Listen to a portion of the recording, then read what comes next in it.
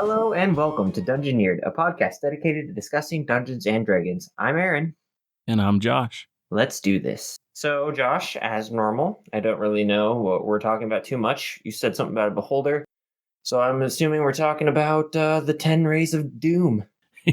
Yeah, we are. Beholders are, they're very well known in Dungeons and Dragons, and kind of outside of that, they're this super weird looking monster. So I think most people, even if you aren't super into D&D, know what a beholder is.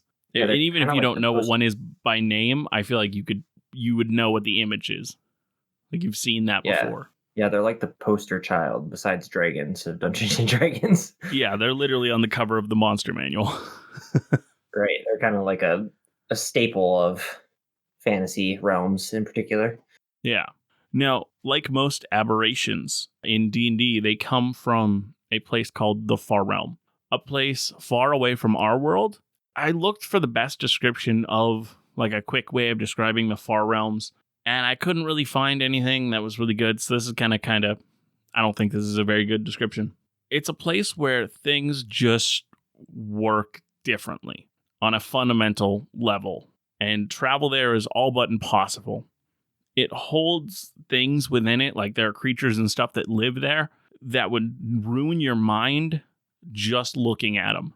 And this kind of crazy world is where the beholders come from. How did they get to this plane then? Can they like teleport planes? No. And even if you could teleport planes, you can't really get to the Far Realms. The Far Realms take a lot of work to actually get there.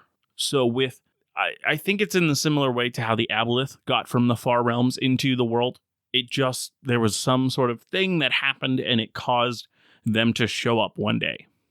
And then they just began to reproduce, and now they are here as well. The Far Realms look like super creepy. I'm looking at pictures. They're like eyeballs floating around everywhere. It's so weird looking. Yeah, the Far Realms are definitely creepy. Now, the idea of what is a beholder is kind of a hard thing to concretely say. This is what it is, because in the lore, there are so, like, in the lore itself has the idea of so many changes that are possible in a beholder that still gets called a beholder, that pinning it down is not easy. Now, most beholders have the giant single eye that we all know in the middle, has the 10 eye stalks, and the large mouth with extremely sharp teeth.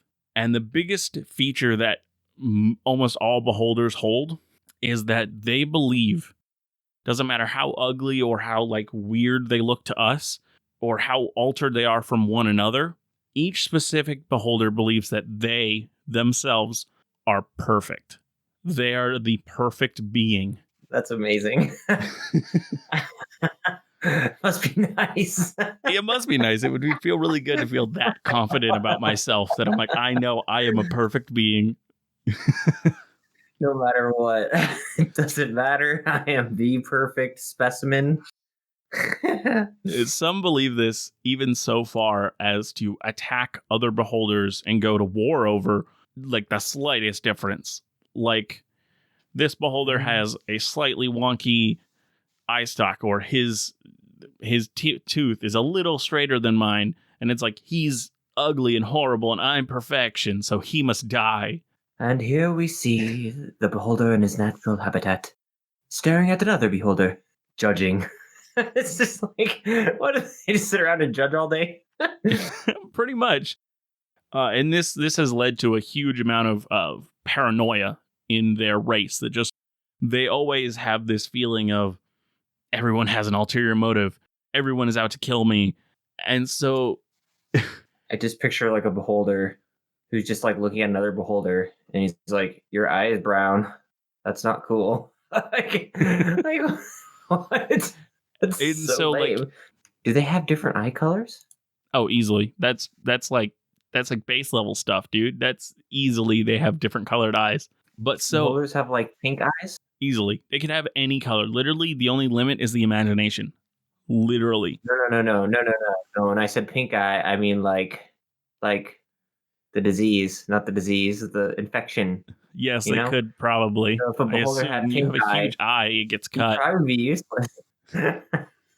Now, That's gonna be my CR2 monster, a beholder with pink eye in all of his eyes. All he does is bite because he can't open his eyes. so one of the things about this paranoia and that this belief of everyone has an ulterior motive is that it is impossible, or at least very, very, very hard to even sort of try to convince a beholder to like not attack you and try to kill you. Like if you go in a place that at the end of it is a beholder, there is no talking it down. There's no peaceful solution. They 100% believe you're there to kill them, and they will go down fighting. And so they're very xenophobic. Now, as anyone who has ever been overly stressed about something will know, anxiety and stressing about things is terrible, and doing it for too long is actually like physically bad for you. But the beholders have an insanely high intelligence level. So they also have a lot of time on their hands. So they are using that intelligence to just constantly think of backup plans and like what would happen if these people came in and did this crazy plan. So they have like in the lore, they have thought of like every single possible attack that they could ever have on themselves and how to defend against it. That would really suck. That would just to be sitting about how you're thinking about your inevitable doom and how you can avoid it just continuously all the time. Yeah. That'd be horrible. It would like be. Today, I sat and played video games, but I wouldn't be able to do that if I just had to sit and think about how my roommate could come and stab me while I'm playing games. And if he came in through the door with a knife, you what would I do? live with Chris, so it's always a possibility. You never know. It's true. True. Now, I think this could be really fun. This kind of beholder paranoia and thinking about all these other plans is that it could either be really like horrible for like new players and whatnot. You think of this really creative plan and whatnot, and the beholder has outthought it and even like prepared for your crazy plan. But I think with a like veteran group, throwing it like at least making it clear to the players first that this person is incredibly paranoid, and then them having to think about a way to kind of trip them up and come up with a plan that even they couldn't think of. That could be a really fun planning session of like, how are we gonna beat this ultra intelligent person? Yeah, I think that'd be super fun, especially just because it would take, like you said, a whole entire session for groups to start thinking of stuff randomly outside the box, which is always really fun. And it would also be really fun to like give the like if they have like a dumb barbarian or something, like give him the planning option because he's so dumb he's gonna come up with a plan that the beholder was too smart to think of. True. True. And I think that would be fun to allow some like a character who normally is never allowed in on the planning because they're just not built in that way, and like having them have to take the lead to plan would be really interesting. Well, no, I'm trying to think of like a dumb way to sneak up on a beholder. What's a dumb way to sneak up on a beholder? Well, so a smart way to do it would be play on the paranoia is what I kind of thought of, is like do something that the paranoia will say, okay, this means I'm getting attacked or this thing is happening. And then they go and do the preparation for that. But then you attack it a completely different way. Yeah, like a bait and switch. Yeah. Be like, this is what we're doing, but we're not actually doing that. So he starts to react in one way. Yeah, that's what I was thinking. These ideas of a basic beholder are nowhere near the limits of what a beholder could be. Some of the examples I have seen for what they could be, their skin could be anything from insectoid like chitin to fur. Fur? It is literally only limited by the imagination of the DM and themselves. A fur-covered beholder. It would be horrifying. I just can't. And it just now made me think of a beholder who like made a body for himself, like a fake body, and just sat like on like like a statue where he sat on the place of the head. That'd be funny. That's weird. I don't know why I made me think of that. Now, before I get into like what that means of the imagination and whatnot is the only limit, I'm going to talk about the normal array of eye stalks that they have. But also, this is totally up for alteration as well. They could have more eye stalks. They could have less eye stalks. Their eye stalks could do completely different things. The eye stalks are incredible amongst monsters and players alike in D&D. Every creature that uses magic, from a dragon to Duragar or Drow that have like these innate magical things they can do, all of them still have to cast a spell. They still have to, whether it's the verbal components or the hand motions they have to do, whatever it is, they still have to do that to cast that spell. With beholders, it is just this innate magic that is in their eye rays, which makes them very unique amongst D&D monsters. The only other ones that kind of have stuff like this that I read up on were kind of like Basilisk and like Medusas that could like petrify without, like, they're not casting a spell. It's just their eyes have this power. I'm assuming the beholders just need to have like a line of sight, right? Yeah, they just have to be able to look at you. Now, all their rays are very powerful, and beholders have learned many ways to use them, but their most impressive power is next. The beholders are creatures of immense magical power. They're able to create things literally out of nothing. This immense magic is not super controllable, and most often happens in their sleep while they are dreaming. I couldn't find anything about why this is, but the dreams of beholders can come true. Wait, so they create stuff while they dream? Yes. So this could be anything from a micro scale to a macro scale. If a beholder dreams about how wealthy he is, he could have double the amount of gold that he had the day before. If a beholder dreams about how gross and ugly he is, he will slowly get uglier and uglier and uglier. Whatever their dream is, it can come into reality. Wow, that's creepy. Yeah. If a beholder dreams about himself or another beholder he met, or just of an ideal form for himself, or even like a weak beholder he would love to destroy, it could literally just be created. And that is how they reproduce. So while the beholder is thinking about all the terrible plans that could unfold to kill him, can he like think and create that horrible plan, unfold and kill himself? It could. And also he could, when he keeps thinking about his demise and like what terrible, like, oh, I'm going to die eventually, the more and more he thinks on his death and whatnot, he could turn himself into a creature called a death tyrant, which is an undead beholder. Ah, so he can worry himself to death. Pretty much. Now, the newly created creature, whether it is a beholder or not, can spawn anywhere from right next to the beholder up to a mile away. Now, if the beholders see each other when they are created from one mind to the other, they will just immediately attack each other until one is dead. Huh. And now this power, this imagination power, is why I said the only restrictions on how a beholder looks is based on the imagination. So you're telling me you could give a beholder a body if you wanted? Easily. There are beholders that have hands and limbs. They look horrifying, but they do exist. So what if you did some sort of weird combination between a giant and a beholder? Like, that would be horrifying. Some sort of weird. Yeah, it'd be kind of fun. In one of the one shots I ran you through, the one where you got charmed and you went to throw one of the players off the bridge. Yes, I remember this. The creature you were fighting was like a giant ogre that kind of had beholder eyes in it, and that's because that beholder had dreamed of ogres and whatnot, and they had kind of been in its backstory and whatnot, and so he just thought about them so long that it kind of altered in him into what he feared most. Man, you can make all sorts of cool enemies doing that kind of thing. Yeah, and that's so much cool stuff. Yeah, that's one of the things that I really like about D&D and their monsters.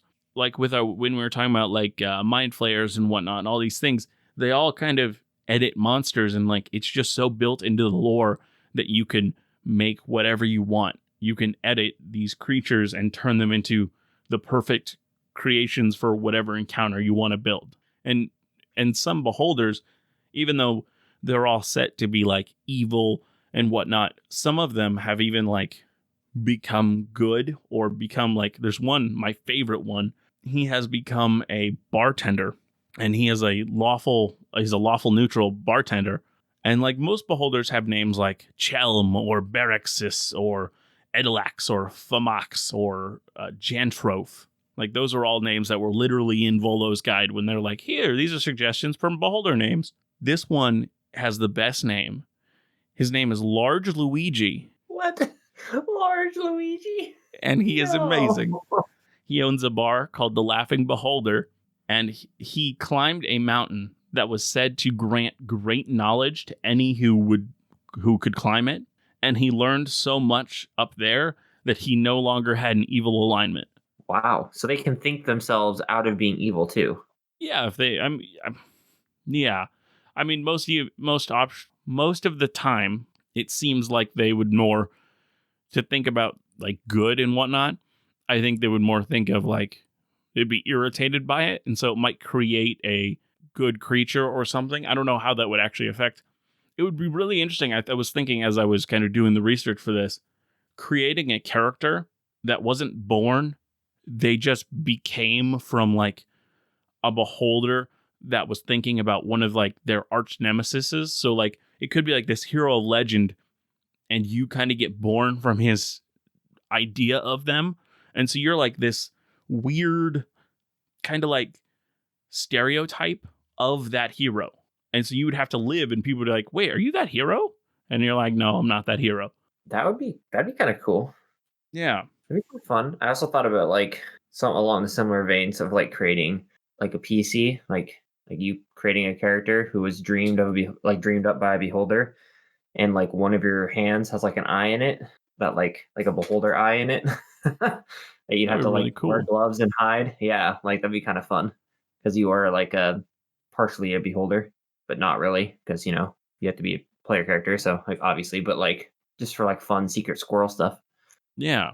And if your DM is generous, you could like have it do cool stuff. Yeah, like, you could even have it be an iRay or like right. Yeah, you can have it some be sort one of of the thing. IRA.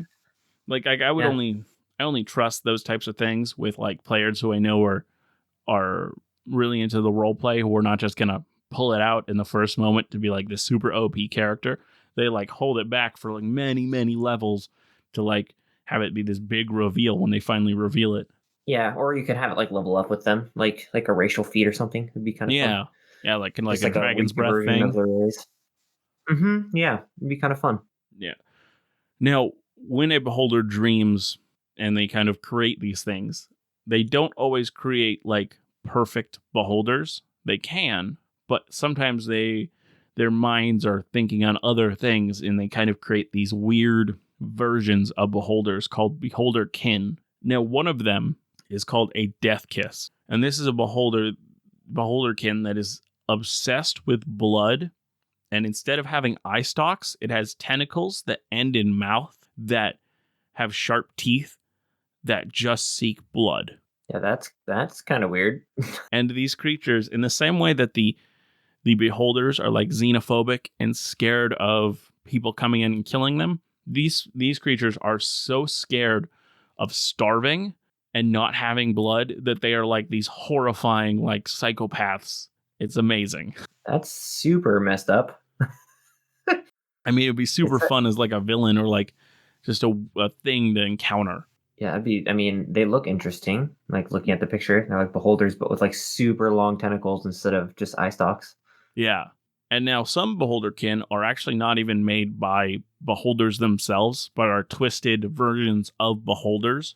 In a previous episode of the podcast, we talked about the Feyrim, those kind of like windsock, like anti-magic creatures. Remember those? Yeah. Yeah. They created these kind of anti-beholders that are kind of their whole purpose is defeating beholders. They're called gougers, and they are like super creepy. I couldn't find much on like a description for them, but I did find a photo. And in the photo, they had kind of a smaller middle eye. They still had the 10 eye stalks, but underneath they had 4 horrifying hands and a weird looking like almost spiky tongue. They almost look like undead in the picture. I mean, they it's do. Not, they have a gaunt kind of like gaunt, yeah, zombie-esque look, especially the hands. Yeah, and there's another beholder kin that is created from like beholders that constantly think about magic items and, oh, I need to get more, and oh, I want more, and I just need more and more and more. And they're called goths. These goths are obsessed with magic items, and what they do is they actually consume them. They eat magic items? Yes. Is what you're saying? Yes, they full on eat magic items. Like nom nom nom? Yes, like nom nom nom, consume them and consume the magic within them. Do they like gain powers when they do this? I think so. I'm not quite sure what they're in 5th edition, so we could look up the stat block, but I don't remember what they get from it. It might just be sustenance, like the death kiss gets the kind of blood. Now, we've already talked about this last one, which was going to talk about death tyrants, where they kind of think about death so much that they become this undead themselves. But beholders now are seen in kind of 2 ways in the lore. The 2 main ways that they're seen is as like the ones that you find at like the bosses of dungeons, where you fight through this dungeon with all these kind of weaker creatures like goblins and bugbears and whatever.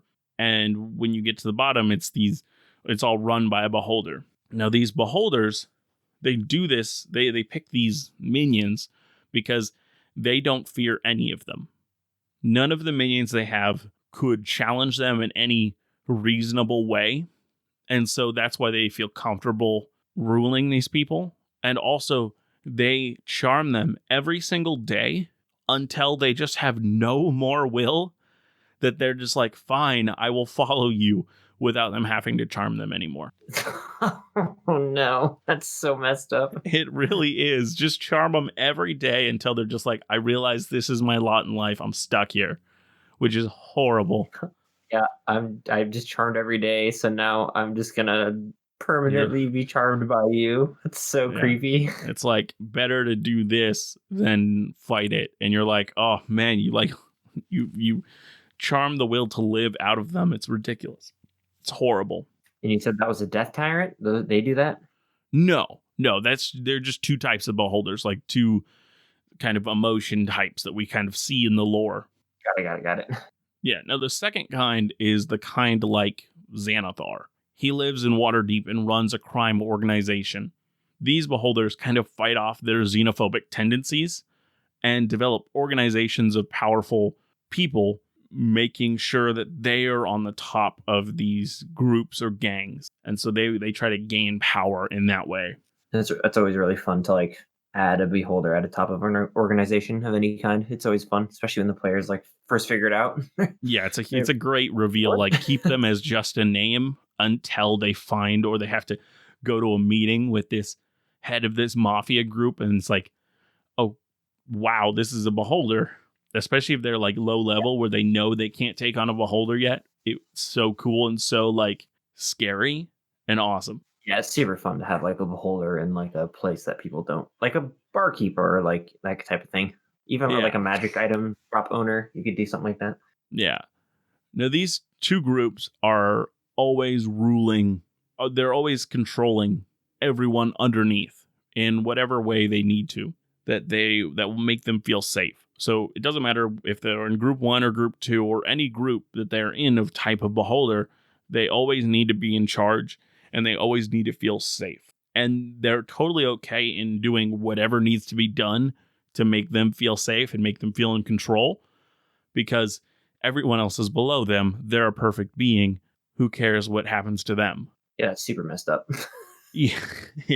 No, yeah, we kind of skipped some stuff. I talked about Luigi earlier on, and so now I'm moving around my notes. So yeah, I think that's pretty much it that I have for. Is Luigi like evil then? He's not, because he is a lawful neutral character, and he is also more. He doesn't tell this to people. He kind of keeps this a secret, but just from like what he's learned from like the bar and from his just constant search for knowledge, and what he gained from going up. It's called the Spindle. It was the mountain that he went up. For everything that he's learned, he actually knows more than most gods. He is a very powerful beholder. Why did he choose to run a tavern? Just for fun? Because he wants to. And because he also, he's on a different planet than us. There's so much stuff. there's just so much lore about it that I can't really go into because it would make me have to explain so much other stuff to get to that stuff. He's on another. It's He's on just a interesting that he yeah. He's on a city that called he like Brawl, which is kind of like a floating city on another planet. that's crazy. Yeah, and so he just has access to these different types of people and different kind of like that's kind of in the Spelljammer time. So with like the Nautiloids and the different other ships that we've talked about, like that's where he's coming from. So he's kind of a barkeeper in a spaceport. And so he sees a lot of different people and learns a lot of different things.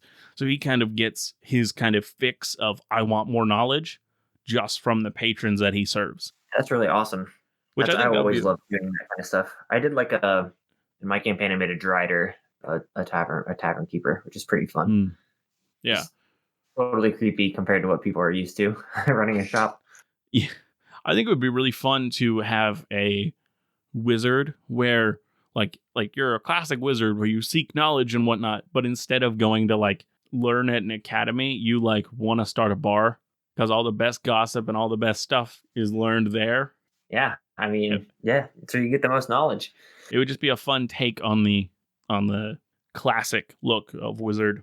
Now, my idea for this week, kind of our topic to talk about, would be monster creation, because a lot of creatures in D&D, as I said earlier in the episode, are written either abstractly or given the kind of freedom beholders give, where they have so many variations upon variations that kind of lead to infinite choices that give the DM freedom to create whatever they want. And so I know you've created some homebrew monsters for your world. I've definitely created a lot of homebrew for my world. And so I think that would be a good topic for us to talk about. Yeah, I mean, the first thing that comes to mind is the party beholder. Now, is that a monster? No, well, yes. Considering that a monster. You take the beholder and you replace all of his rays with party ideas. For example, one of his rays shoots beer. Another one of his rays shoots confetti. But how is this useful for a DM, Aaron? It's not at all, but it'd be so fun. It would have to be one of the bartenders. Pastries. Oh, gosh. I know, but it'd be so good. It'd be so funny. Okay. Or like one of the rays like shoots music. You could just have it be thaumaturgy or some sort of. No, but that's not nearly as cool as an eye ray. No, I mean it's an eye ray that does thaumaturgy. Yeah, and then you could make one of the eye rays make people dance. So I could like shoot people with his eye ray to make them dance. You reminded me one thing that makes Luigi unique among beholders. His death ray, which is one of the rays that they have, which kind of is like, it's a very lethal, it does a lot of damage. And if it brings your character to 0 hit points, you die. Instead of that ray, he now has a lie detection ray. That's kind of what changed him. Yeah, that's kind of what one of the big changes he got when he got all the knowledge as well. Yeah, I mean, you could add like a what's the light spell that shoots lights and makes people like charmed. You can do that kind of stuff. That'd be so funny. Literally DJ Beholder. That's his name. Oh gosh. His little eye rays. Wow. DJ Beholder in the house. Boom, boom, boom, boom, boom, boom, boom, boom, boom, boom. Ridiculous. Yeah, this is where my mind went. Yep. Now, what type of homebrew monsters have you made in your world? Because I know they're not that silly. Okay, real examples? Yes. Well, the first homebrew monster that I made for this campaign was a halfling. Yeah, I think you've talked about him on this podcast before. Yeah, so his name was Brabus Applebottom, and he essentially was the head of a bunch of cannibal halflings, and he was like huge. He was like a hill giant, essentially type big. He wasn't as difficult as a hill giant because my players were only level 2, but he was like a really big halfling who had consumed too much food because he had gone insane and essentially became this huge halfling. And he did a bunch of different stuff. So one of my abilities, pretty much I had him like run forward and he would go into like this roll and like essentially like a rollout, and he would like roll in a straight line and hit people, and they'd have to make like a dexterity saving throw or take damage and then get knocked prone if they failed. That kind of stuff. I had in his combat, I had the building he was in have pillars, and so if he could roll and break pillars, and if he broke all the pillars of the building, the roof would collapse to do extra Hmm. damage. So you'd have to like try and essentially like get him to roll a certain direction to not hit the pillars. Because I'd give them warning, so he'd like break the first pillar, and you could see that part of the roof was beginning to like sag and collapse. So that was really fun. That was just the very first kind of custom monster I did. He had like a big cleaver, and he'd like try to meat cleaver people. Hmm. But he was just something that I decided to do, and that was really fun because that was like the first boss battle they did. It was actually my fourth combat of the campaign. Um, Interesting.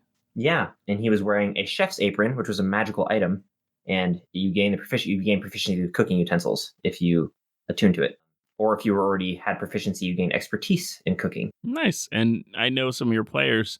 Did they already have proficiency in cooking tools? Yes, one of them did. So one of them I got expertise in yeah, one of them got expertise in cooking, which is knew really they fun. would.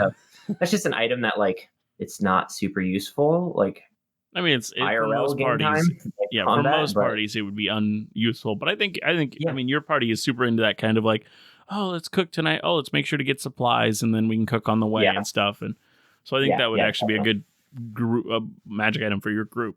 yeah. So it was really fun because that was just like a really simple homebrew monster who I just gave him like an ability where he could, if he ran forward, he would like stumble and roll, like do this roll out essentially, Hmm. and slam into the party. And they'd have to do dexterity save. That was Nice. like the first one that I did. Yeah. I've made a ton though. Yeah, I think the easiest way that I have found to make homebrew monsters. I mean, I don't. It takes so little effort, and it's so like I just like pretty much do it for every encounter. Is you go on like Pinterest or something, and you find a monster that you find a picture of a monster, and you're like, I love this monster. I want to throw this to the party, but say you don't have a lot of time to like come up with super unique stat block, and then figure out if you can throw that at the party if it's leveled right. And so if you just find a really cool picture and then you find a really good stat block that's already in D&D and just use that, or do you use like I like twisting it a little bit, like changing a few stats and whatnot, but keeping it very similar so that it's the same CR. Like you can create some really interesting new monsters that really are more just like reskins, and your party will never know. Like I have a lot of players who've been playing since like second edition, and so they like know monsters, and so like they see a monster like, oh, it has this ability, and this thing. So when I just make it look like this other thing, they have no idea that it's the same stat block that they know, and it kind of plays on that, and it's fun. Now I do full on homebrews, but that is just a good suggestion for new DMs who are still kind of nervous about homebrewing. Yeah, I mean, to go along that line, like the most recent monster that I ran actually was a homebrew slash reskin. So I ended up taking a mummy lord and ended up taking some of his abilities and just like changing them slightly to put on a creature like a almost like a displacer beast, but with like a giant barb on its tails instead of like tentacles. So it would like stab you and it would inject you with this like I called it disintegration barb. So it essentially did like the disintegration spell. It would stab you with it and then like disintegrate your insides. So that was really really fun. And then I added like his the mummy's dreadful glare. So people would have to like not succeed on saves or become frightened of him and stuff like that. And he could like teleport around and move around. So he was kind of like this weird mix between a displacer beast and a mummy lord. Displacer beast in looks, and then like mummy lord in like how his abilities and stuff. So that was really really fun because he was this Nice. undead chained horror that they've been fighting for a while now. But anyways, it was just really fun because it was a very difficult combat. That was different than what they were expecting. Hmm. So, I mean, but yeah, I mean, you can do all sorts of really cool stuff with homebrew monsters. Yeah, I one of mean, my recent I mean, homebrews that I did was actually it's based off the game Ghost of Tsushima. There's a yeah, lot of cool stuff in that game and whatnot, and so like I have a character who his character is this kind of samurai type, and he has like daisho and like all these like it's very full on samurai. And so I had him at one point. He needed to find this old samurai. And so I created this really fun, unique kind of stat block for it. And I took like the Heavenly Strike, which is like this quick strike that you can do in Ghost of Tsushima. And I took the kind of grappling hook that you had. It's called the Kaganawa. And I was like, I want to make these things that you can use, that he can use in game. And so he normally gets 3 attacks a turn.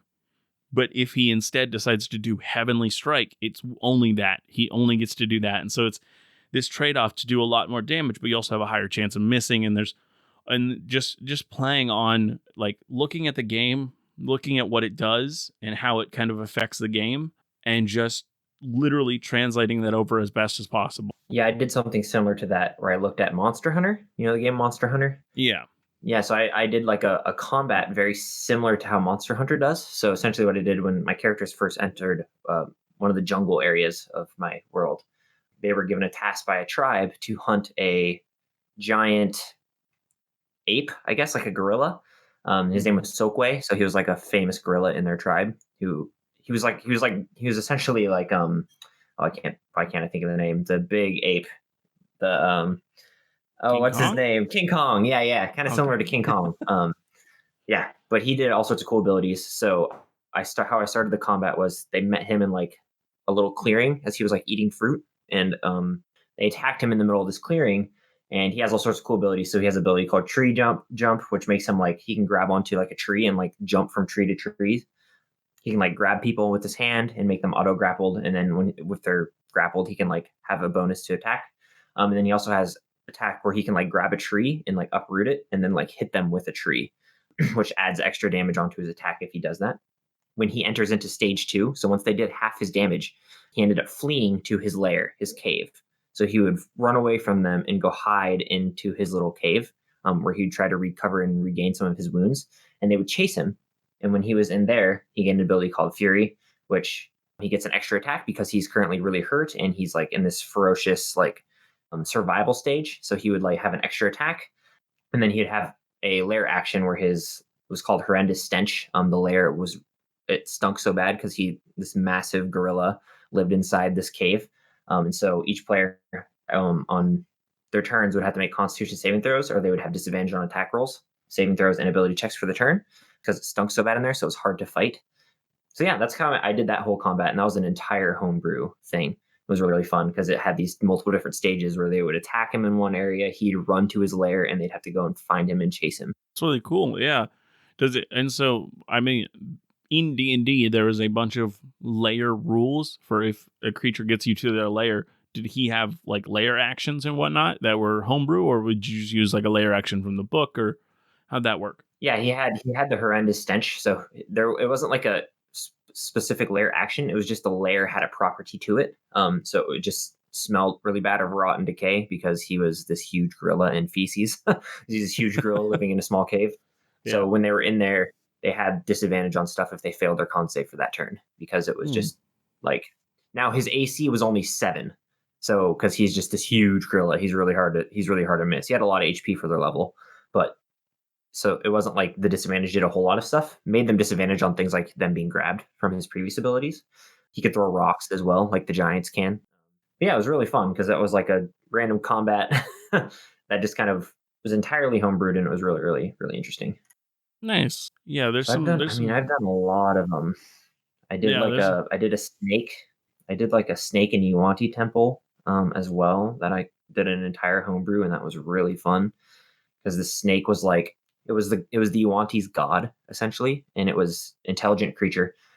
It had all sorts of different like abilities. So it had something called Cherish the Loved Ones, where essentially it could make like illusions of the player's like deepest fears and deepest like sorrows.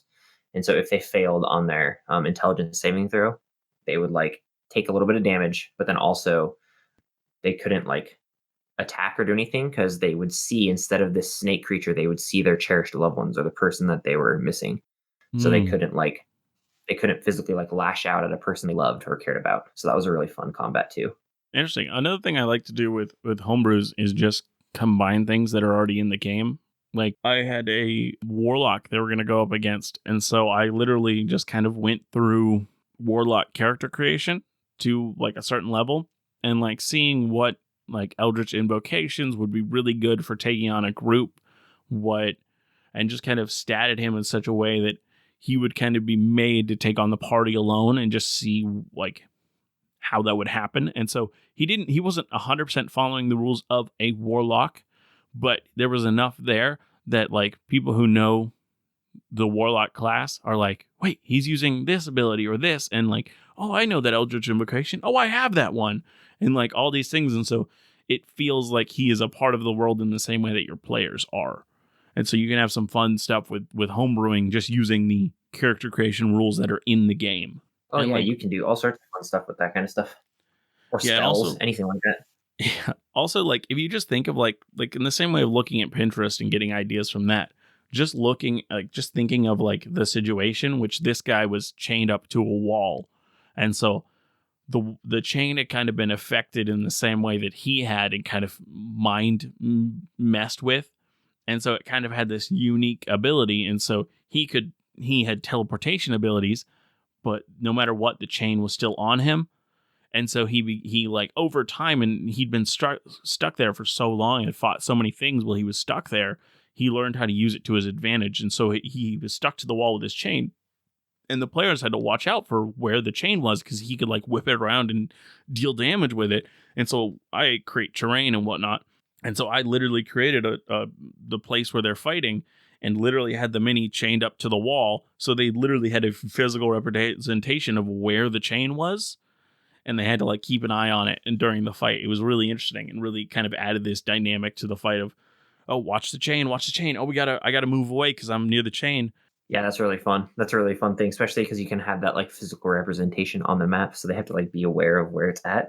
Yeah. So that they can try to avoid it, not get hit and stuff by it.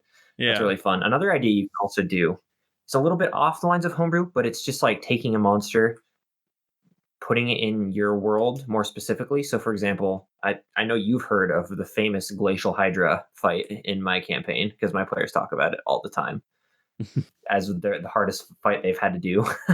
So my players ended up climbing up this huge glacier to go and steal a baby dragon from its mother, and guarding the entrance of where this dragon's lair was the Glacial Hydra. And this Hydra is just a normal Hydra, but because he lived in a glacier over time, he became like resistant to cold. He did a little bit of cold damage with his bites. So like just all sorts of like that, just like a little bit of changing a little bit of his like base abilities and just like adding a little bit extra from his environment. So you can also just do something like that if you want to do something really simple. You can just easily just think of the monster you want and then fit it to your environment. So for example, normal Hydra doesn't do cold damage when he bites, but this one, because he's lived so long in the glacier, he's kind of adapted and changed over time. That's one of the things that's actually happened within D&D with beholders. There's a beholders. There's two of them. There's multiple, but two of them that are well known are the Eye of Flame and the Eye of Frost, which both of those are beholders that have kind of changed in such a way that they are now a part of their environment. Like with the Eye of Frost, there's very little known about it, but I assume it would be a beholder that has just lived up there so long and kind of thought about, oh, it's so cold, that then they kind of changed themselves into a cold monster. And like the Eye of Flame has some really interesting abilities where instead of having like the big eye be an anti-magic eye like most beholders, it gives you vulnerability to flame damage. And all of his eye stalks do flame damage or some sort of flame related thing. Yep. Really fun. Really awesome. Just changing the monster to like fit where it's living or where it's located. Because that's just a really easy way to do homebrew. Is just like, I want a displacer beast, but I don't want it to be in the jungle or like, or it's, adapted over time to like live in a cave or, anything like that. Like you can do all sorts of different stuff just to like slowly change and make monsters a little bit different. Yeah, make it work better for wherever you're at. Yeah, like I said, I've made 1 million of these. So I have like 100 billion examples in my combat notes because I document all of my combats. So I have like 1 billion. Yeah, I had to go back and be like, okay, let's pull up some old homebrews that I did so that I could talk about them. I think you've probably also heard of the fight where the party had to fight this person named Ergar. He was a person in one of my characters' backstories. and the storm giant that he had under his command. And the storm giant, I made him a homebrew monster. He was a normal storm giant, except for that he was a little bit bigger than most storm giants, and on his back was like a wooden platform, almost like an Oliphant from Lord of the Rings, where like they had these big, like towering structures on his shoulders, Yeah. and they had ballistas on them. So he had people in them shooting ballistas with the giant as they were like fighting along in combat. And that was a really, really fun combat because that was that would be really really fun. difficult. Yeah, I actually, I mean, this is something you don't have to do and don't feel like you should. I mean, if this isn't something you feel comfortable with, don't force yourself to. I created a whole whole character class, a whole new and I call them Chantry Knights. And so they're such a part of the world, and they've become more and more important in the story. Originally it was just one player's backstory, but now now they're like a major player in what's going on in the story. And so they had to face Chantry Knights, and so I had to come up with a stat block for this class. And so figuring out a way to kind of dumb it down in such a way that it made sense and was easy to run for anybody on a character sheet, on a monster sheet, was it's a very interesting task to try to do. Yeah. But there's some real fun abilities that they have with regards to they're kind of anti-magic knights. And so they have a lot of interesting things where like they kind of have spells, because I created them as a half spellcasting class, because I wanted to, the idea of them is that they see magic from another angle and they are trying to protect it. And so when they are trying to protect it, they have actually learned ways to use it, but not affect it in the same way that spellcasters do. And so they don't feel they're casting spells, but the result is like, that's a fireball, that's a this. And it's like, they still convince themselves that they're not using magic when it's clearly like the same effects. But it's been really fun to run against the party that is so magically focused. They know they're anti-magic, and so they go in prepared for this, but it's still hard encounters for a high-level party when there's things that like they get like hellish rebukes, or they get like the Mage Slayer feat, where they can attack when a mage casts a spell nearby, and just getting those reactionary strikes and all these things kind of adds this interesting dynamic to the play of the battle. And one of the fun things that it's kind of shown me is, I mean, also with boss battles, the reason why they have like legendary actions and whatnot is just the way action economy works in D&D. Giving your homebrew creatures reactionary like things they can do, or just legendary actions where they can do kind of things not on their turn, really helps them survive longer and become an interesting fight in a way that just having a party of 5 beat up on them and then they get a turn, and then beat up on them and then they get a turn. It's not as fun as having them sporadically jumping in and attacking. Yeah, I mean, that's why I've also used like the soloed frenzied legendary action that a creature can get if they're like a solo monster. Like I don't remember that one. What's that one do? Yeah, so it gives them, I think, 1 legendary action per round. So instead of just having their turn, they can do like a legendary action somewhere in between. So it's a really fun, I don't know if it's like a custom rule, but it's a really fun rule to add. So like if your monster, for example, a hill giant, if your monster is like 1 versus the party, you can give them what's called solo frenzied. So they're just like a solo monster. So they get legendary actions, not resistances though. Important to note. Yeah, legendary resistances are different from legendary actions. Yeah, that's just like I think it's in, I don't remember if it's in 4th edition. I don't remember where it's from, but yeah, it just gives them legendary actions. Yeah. But that's it. Yeah, I think it's in a different edition.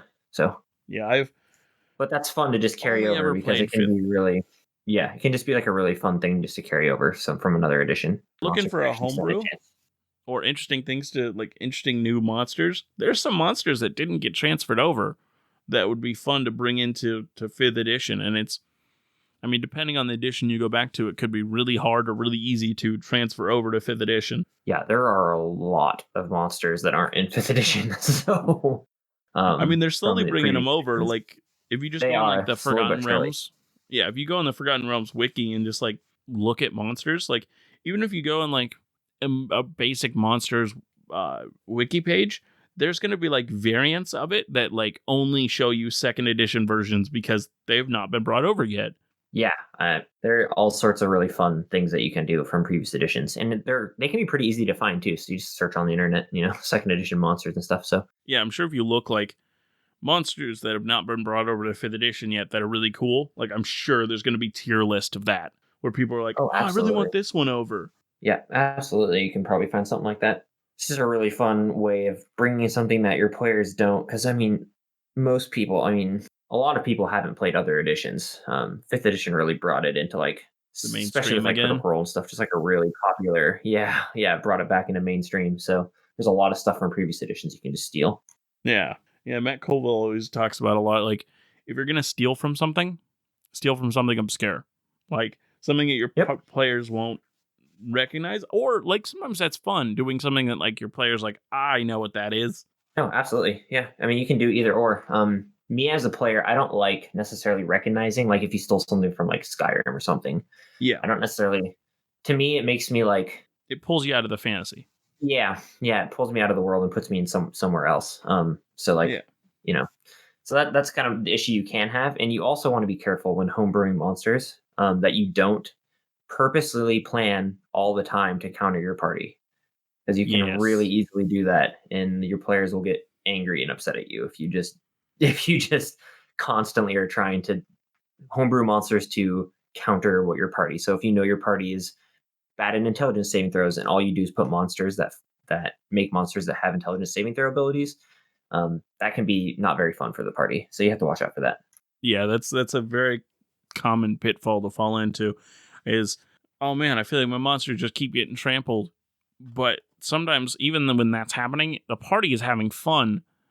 And so by you like going out of your way to create like a harder encounter, like sometimes it just feels really targeted. Like I had some players that min-maxed and they were just like ridiculously powerful compared to the rest of the party. And I'm like, I could create monsters that would so specifically target them or make it like Tarask level, where Tarask, like if you're attacked from far away, it doesn't work. That like they were far away attackers. They were like those long range snipers that do insane amounts of damage. Insane amount of damage. Yeah. And so it's like Yeah. I could create things like the Tarask, but that would feel so targeted towards that player and make them feel so discouraged that I'm like, I don't want that. Yeah. So yeah, you do have to be careful with that kind of stuff, because um, you don't want your players to feel like they're specifically targeted, or that you've specifically targeted weakness. Now you can throw that in every once in a while.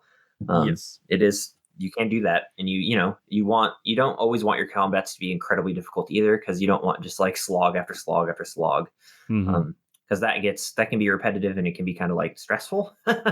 as much as Yeah. as much as I love really difficult combats, but so many over and over and over again can be kind of like hard. So sometimes, if you plan like a difficult combat and it just doesn't go your way, and your party just breezes through it, it can feel really gratifying for your party to like win without a huge complication, even though this combat was supposed to be really difficult. Yeah. I without trying to, I have my party has faced a lot of like just through randomness have faced a lot of defeat in that where like yes they win the battle but they lost the war type thing.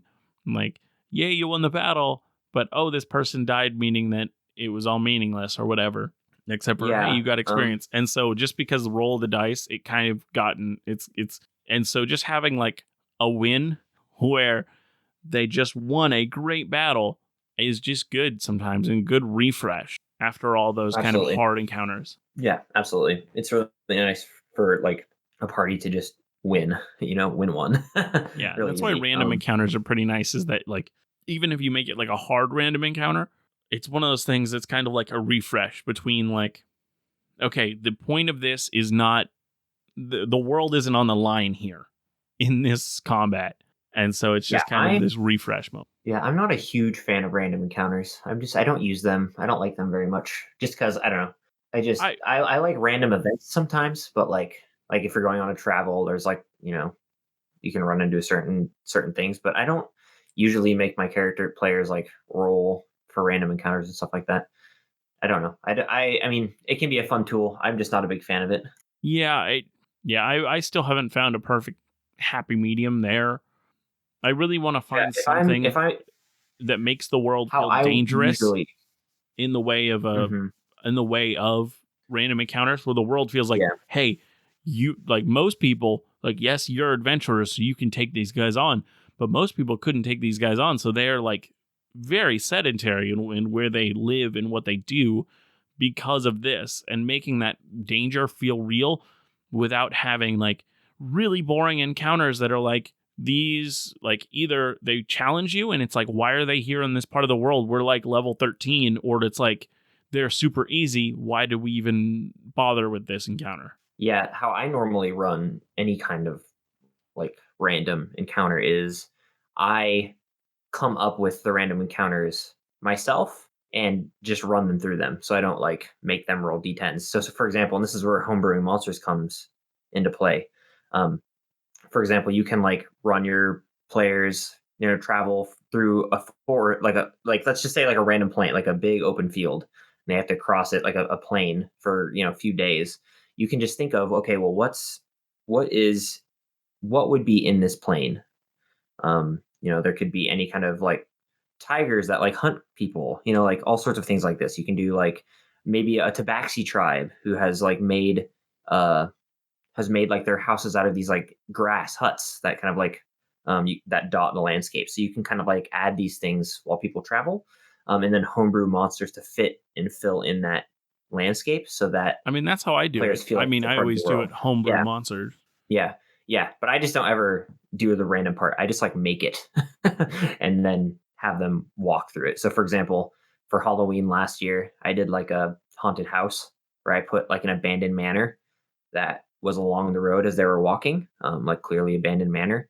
And I made like a whole homebrew storyline that was within that manor. So they ended up like going through it. And at the end of it, they won the deed to the manor. So the ghost who was in it was the owner of the manor. So he was essentially killed by the town that he was running because he was like this evil tyrant of a ruler who like starved his people and all around terrible. So the townspeople rebelled against him and killed him and his family in the manor, and he became a ghost and haunted the manor.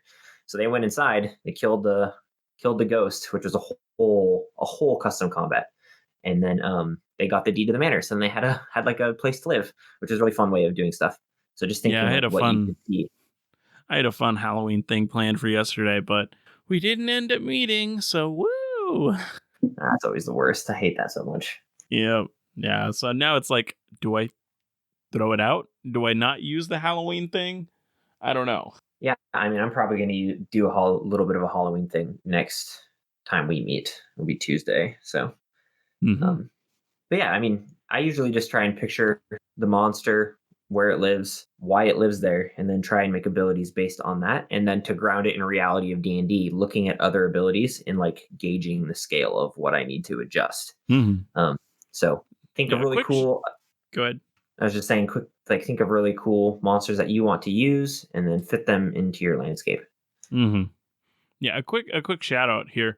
Uh, there's an amazing YouTuber called Runehammer, and a lot of his earlier Dungeons and Dragons videos are really good and really helpful with tips and whatnot.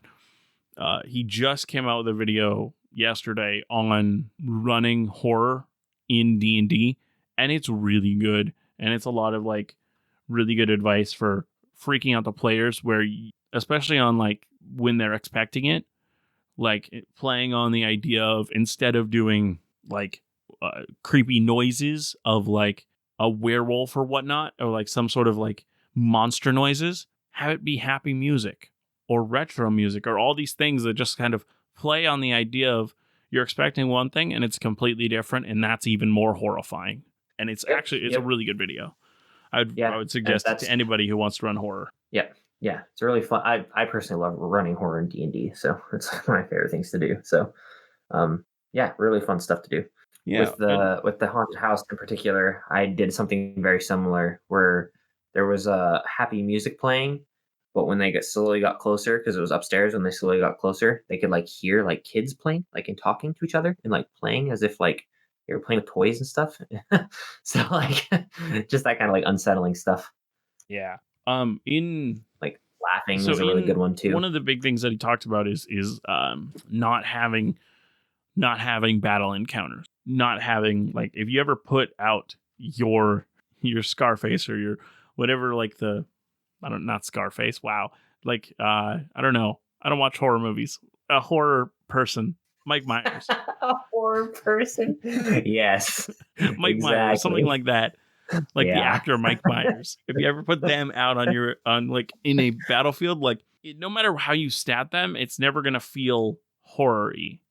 And so just doing it, like making it this intangible, unfightable thing, but still giving them a chance to succeed, like it's hard to do, but that's the way to make it scarier. Yeah, I mean, I in the haunted house that I ran, one of the players ended up playing with one of the kids, and it was just super off-putting and super creepy because the kid was like clearly dead. um, Oh, you anyways, know but how you play with those kids that are it would take clearly me. dead. Yeah, yeah, like it's. I Don't you mean, hate when that it's a whole happens? lot to explain because I wrote so much of it. Yeah, Yeah. yeah, yeah, yeah. So like, it was just really unsettling because she's like playing with the teddy bear, and the kid is like dead. Like, it's super unsettling. He's like, "Do you like the teddy bear?" And the kid just like looks at her but doesn't speak. He's just silent. Just super unsettling. Oh man. And Well, then they had to kill the entire family of oh, ghosts. Yep. what a sad ending. Yep. Well, I think that's going to be it for this episode. Thank you for listening to this kind of diverged at the end episode of Dungeoneered. Hope you enjoyed this episode and hope you'll stick around and listen to the next one. See you next time. Is this where I say bye? Right? Bye? That works.